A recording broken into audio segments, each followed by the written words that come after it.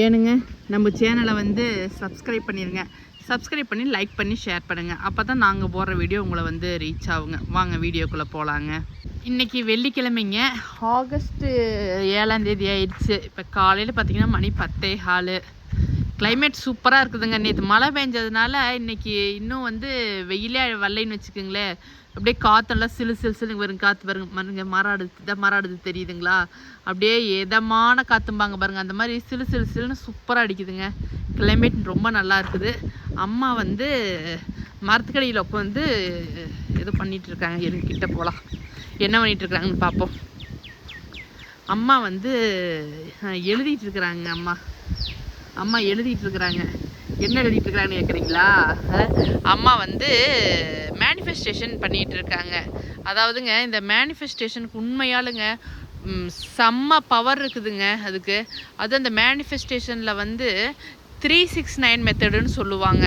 அதாவது நம்ம என்ன நினைக்கிறோமோ, நம்ம ஏதாவது நமக்கு நடக்கணும்னு வச்சுக்கோங்க.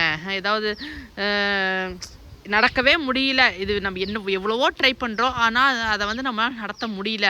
ஆனால் பட் அது நமக்கு நடந்துச்சுன்னா வந்து நம்ம லைஃப்பில் வந்து கண்டிப்பாக நம்மளால் ஒரு அடுத்த லெவலுக்கு போக முடியும். அப்படிங்கிற ஒரு விஷயத்தை நம்ம என்ன பண்ணலாம் அப்படின்னா, அதை வந்து நடந்துட்ட மாதிரி, ஓகேங்களா, நடக்க போகிற மாதிரி சொல்ல, ஃப்யூச்சர் டென்ஸில் சொல்ல, அதேமாதிரி நடந்து முடிஞ்ச மாதிரி பாஸ்ட் டென்ஸ்லையும் சொல்ல, எனக்கு இப்போ நடந்துருச்சு அதனால நான் ஹாப்பியாக இருக்கேன் அப்படிங்கிற மாதிரி ப்ரெசன்ட் டென்ஸில் ஒரு ஒரு நம்ம என்ன நினைக்கிறோமோ அதை வந்து ஒரு 5 லைன்ஸ் இருக்கிற மாதிரி, ரொம்பலாம் வேண்டாங்க, ஒரு 5 லைன்ஸ் போதும். ஒரு 5 லைன்ஸ் இருக்கிற மாதிரி காலையில் 3 டைம்ஸு, மதியம் ஒரு 6 டைம்ஸு, ஈவினிங் இல்லை நைட்டு ஒரு 9 டைம்ஸு. ஆனால் பார்த்தீங்க அப்படின்னா நம்ம காலையில் என்ன எழுதுகிறோமோ அதையே தான் மத்தியானம் எழுதணும். ஒரு என்ன சொல்ல, எதையுமே மாற்றக்கூடாது, எந்த லைனையுமே மாற்றக்கூடாது, எதையுமே மாற்றக்கூடாது.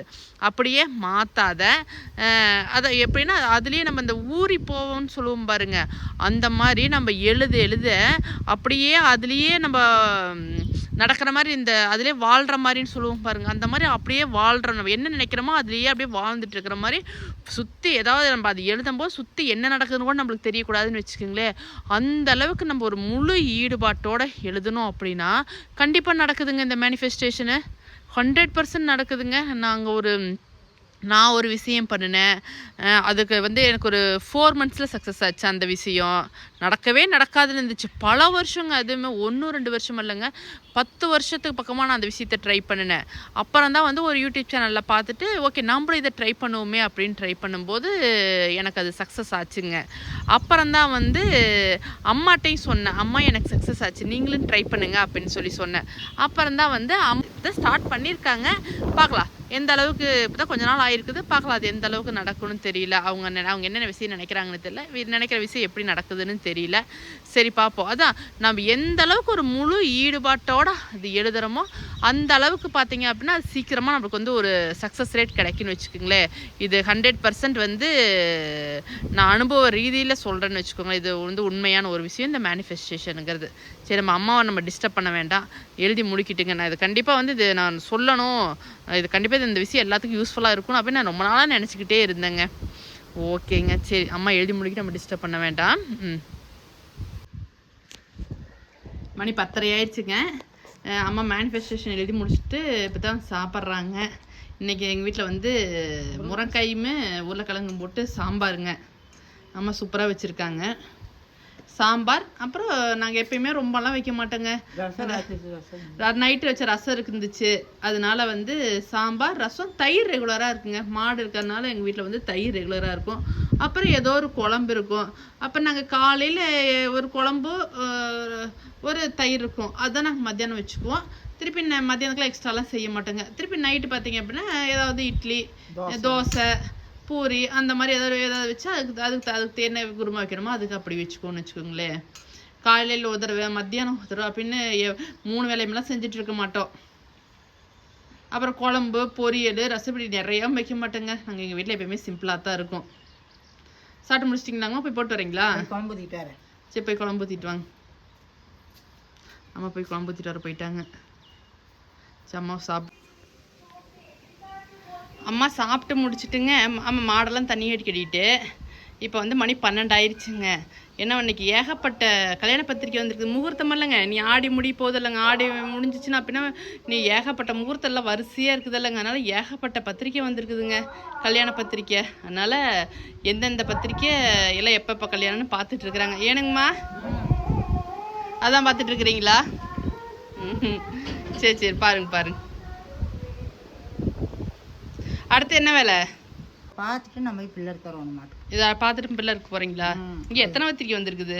3 இருக்குது, உள்ளுக்கு 3 வீட்டுக்குள்ள 6 பத்திரிக்கை வந்திருக்குதா? 6 பத்திரிக்கை வந்திருக்குதா? அப்படின்னா அடுத்த மாதம் ஃபுல்லுமே இந்த 2-3 மாதத்துக்கு வந்து முகூர்த்த இந்த கல்யாணம் இதுலேயே வந்து பயங்கர பிஸியாக இருப்ப மாட்டிருக்குதே. ஆமாம் ஆமாம். இதை பார்த்துட்டு போய் பில்லர் தரீங்களா? சரி ஓகே, போயிட்டு வாங்க.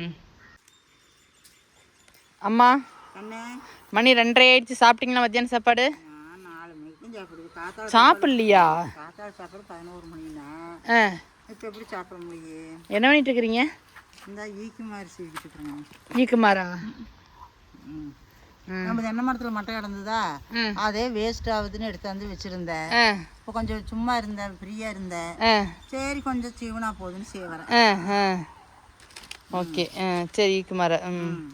இங்கே ஒரு அம்மா வருங்க, இப்படி அப்படியே அந்த கத்தியை வச்சு இது நம்ம கொஞ்சம் தேஞ்சு போச்சு அப்படின்னா அதை கட்டை ஈக்கு மரம்னு சொல்லுவோம். அந்த கட்டை ஈக்கு மரத்தை வந்து நம்ம கட்டுத்துறையெல்லாம் கூட்டுறதுக்கு யூஸ் பண்ணிக்கலாங்க. நல்லா கொழுந்தா இருந்துச்சு அப்படின்னா வாசலை கூட்டுறதுக்கு யூஸ் பண்ணிக்கலாம். குப்பையெல்லாம் சூப்பராக வரும். அது இல்லாத இது இன்னும் நிறைய உரிச்சு வச்சா அப்படின்னா இது சேலும் பண்ணலாங்க. இங்கெல்லாம் ஊருக்குள்ளே வந்து இது வாங்குறதுக்கு நிறைய பேர் வருவாங்க. இப்போ அதுக்கெல்லாம் கூட மிஷின் வந்துருச்சுங்கம்மா, இது உரிக்கிறதுக்கெல்லாம் கூட நிறைய மிஷின் எல்லாம் கூட இருக்குதுங்கிறாங்க. ஆமாம். நிறைய இதுலாம் பார்த்து சீக்கிரம் டக்குன்னு சீக்கிரம் அது உரிச்சு போட்டுருக்குதுங்கம்மா அந்த மிஷினு. சரிங்கம்மா, நீ அடுத்தது என்ன வேலை? டைம் இருக்குது, முதல்ல சாப்பிடுங்க மத்தியானம் சாப்பாடு. சரி பாருங்க, கோழி குஞ்சு வெளியே வருதுன்னு அம்மா இந்த கேட்டில் இந்த மட்டையெல்லாம் கொண்டாந்து கட்டி வச்சுட்டாங்க. அதுங்க வெளியில் வர முடியாத. இந்த பக்கம் மட்டையுமே அந்த பக்கம் அந்த சாக்கையும் கட்டி வச்சுட்டாங்க, கோழி குஞ்சு வெளியில் வராது இருக்கிறதுக்கு. ஆனால் அதுங்க என்ன பண்ணுதுன்னா அந்த சைடு போயிடுச்சுங்க. இருங்க காமிக்கிறேன் பாருங்க. ஏதாவது நான் இது வந்து பிடிச்சிருச்சுன்னு வச்சுக்கோங்க, இதுங்க என்ன எவ்வளோ எத்தனை தடவை துரத்தி விட்டாலும் மாட்டி வெளியில் ஓடிடுதுங்க. இருங்க, இங்கே பாருங்க, தெரியுதுங்களா? அந்த பக்கம் போயிடுச்சு. இந்தா இங்கே பாருங்கதா. ஐயோ, அங்கே ஒன்று தனியாக நிற்கிது பாருங்க. தான் அந்த ஒயிட் தான் தெரியுது பார்த்தீங்களா? ஐயோ, இந்த மாதிரியெல்லாம் தனியாக நிற்கிறது ரொம்ப டேஞ்சருங்க. ஏதாவது வந்து காக்கா வந்து தூக்கிட்டு போயிடும். எல்லாம் ஒட்டுக்கா இருந்துச்சுன்னா பிரச்சனை இல்லைன்னு வச்சுக்கோங்களேன். எப்படியாவது கோழி வந்து எதாவது பிடிக்க வச்சுன்னா துரத்தி விட்டுரும். இந்த மாதிரி தனியாக இருந்துச்சுன்னா மாட்டிக்கிங்க. ஈவினிங் 5:45 ஆயிடுச்சுங்க. அம்மா வந்து ஆட்டுக்கெல்லாம் வந்து பட்டுப்பூச்சி இலை கொண்டாந்தாங்களா, சரி சொல்லிட்டு நாங்களும் வந்தோங்க. சரி காட்டுக்கு அப்படியே ஒரு வாக் போயிட்டு வரலாம் அப்படின்னு சொல்லிட்டு வந்தாங்க. ஓகேங்க, நம்ம இதோட இந்த வீடியோ முடிச்சுக்கலாங்க.